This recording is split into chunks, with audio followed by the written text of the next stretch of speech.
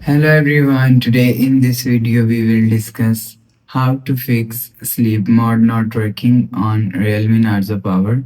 Let's start the video. If you want to fix this problem, so restart device. Just click on hold side power button and restart device from here. After restart device, go back to home screen. You will see your problem is solved. But if it not solved, if you want to fix this problem, go to app library. Here click on settings app.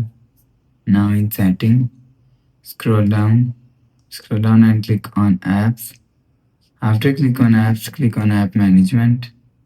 After click on app management, scroll down and search clock app from here. After click on clock app, click on manage storage usage. After click on usage if you want to fix this problem, so clear cache clock app.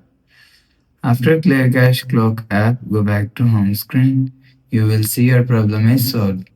But if it still not solved, so last option is reset all settings. Click on settings app. Scroll down to end. Click on system and update. Click on backup and reset. And click on reset phone. Click on reset all settings.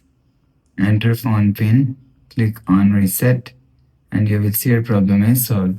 So that's how you can fix sleep mode not working on Realme Narzo Power. If you like the video, please subscribe. Thanks for watching.